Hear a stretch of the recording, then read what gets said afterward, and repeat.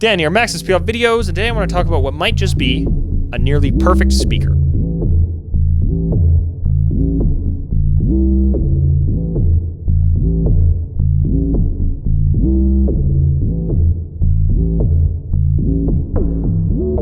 When we consider the price, right? We got to keep that caveat in there. When we compare this speaker here, this is a Wharfedale Pro Typhon AX12 against its competition in its price range. This thing holds up incredibly well. It's very compact for a 12-inch.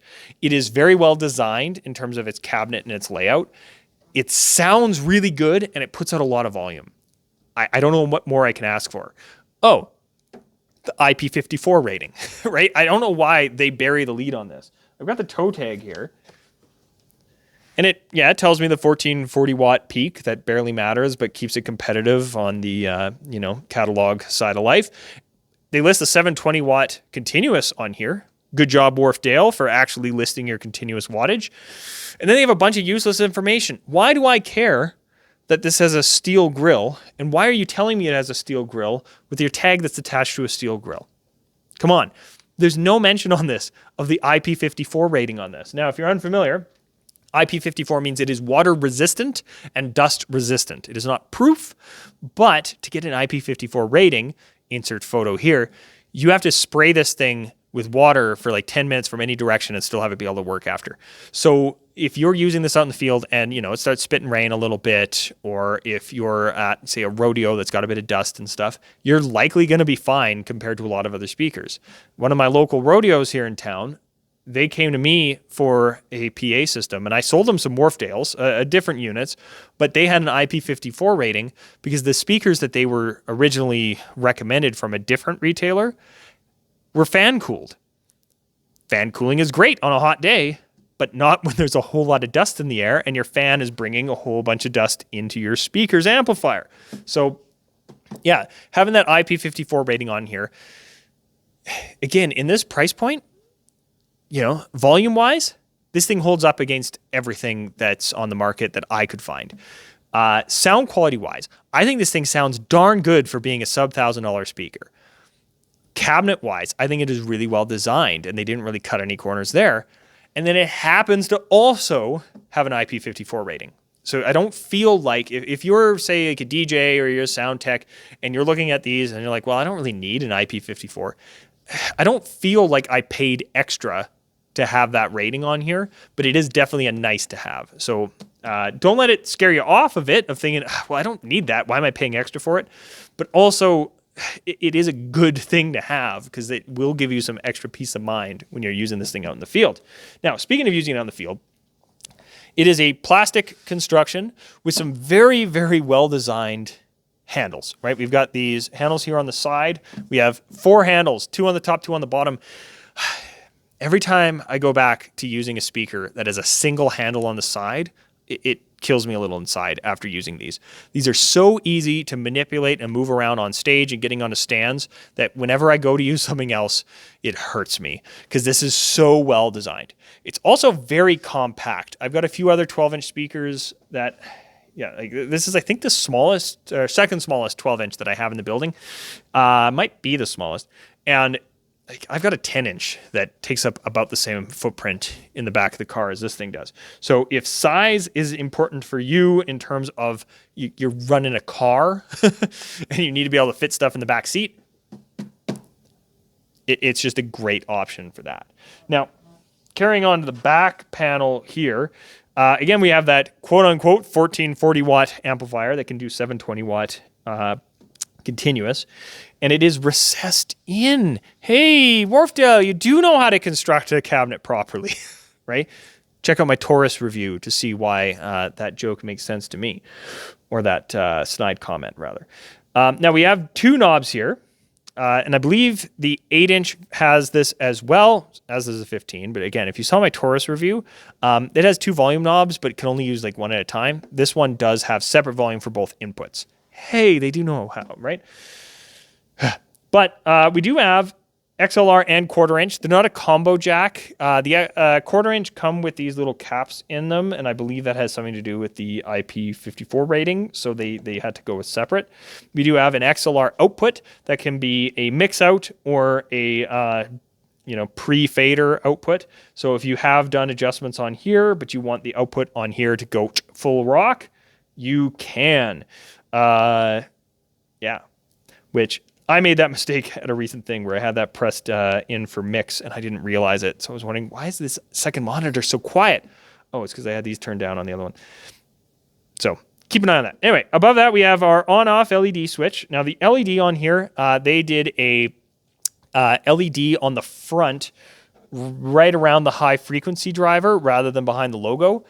It gives me a little bit of party speaker vibes. I think they were going for something a bit classier than that.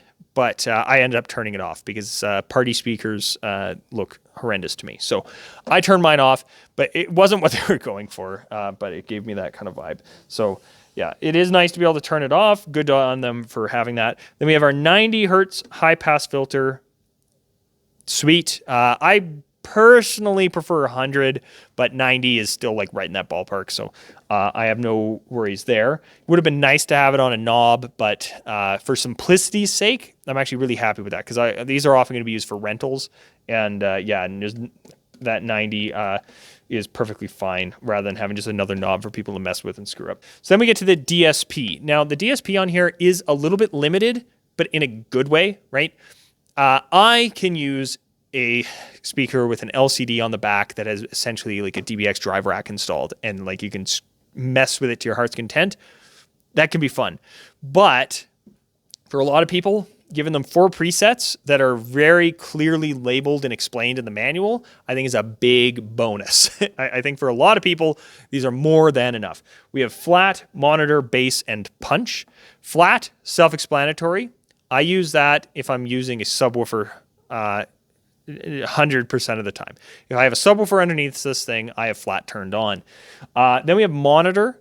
That, rather than flat, that keeps it flat. Monitor rounds the sides off. So you get a bass frequency drop to get rid of a lot of low-end rumble that you don't really need on your stage monitors.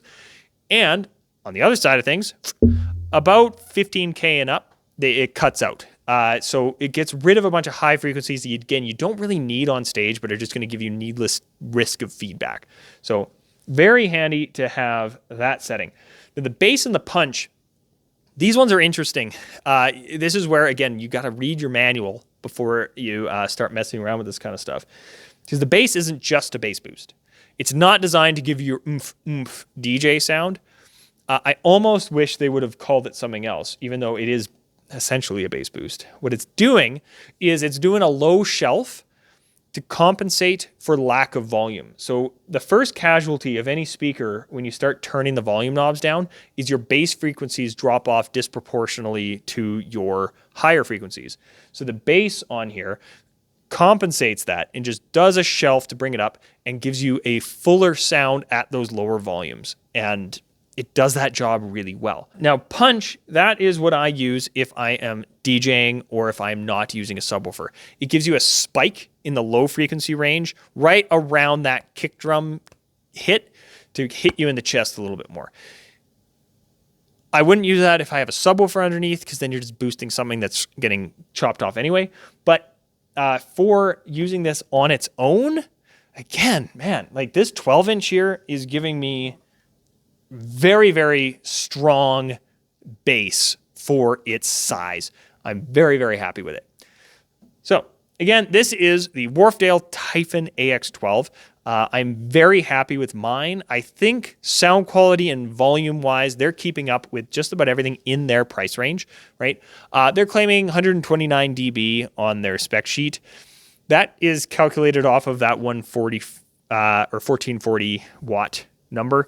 So expect about 6 dB less continuous than that, but that's still an impressive amount coming out of here.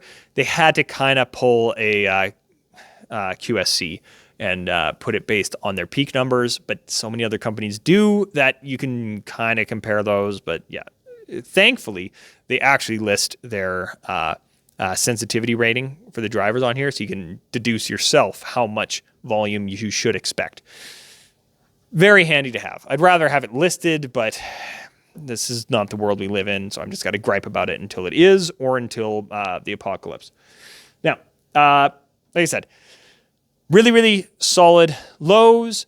The highs on here can get a little bit harsh, as you would expect in a sub-$1,000 speaker, but less than I'm used to in sub-$1,000 speakers. It has pretty crisp without getting fatiguing high frequency output.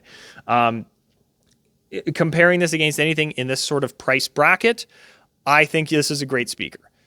Highly recommended.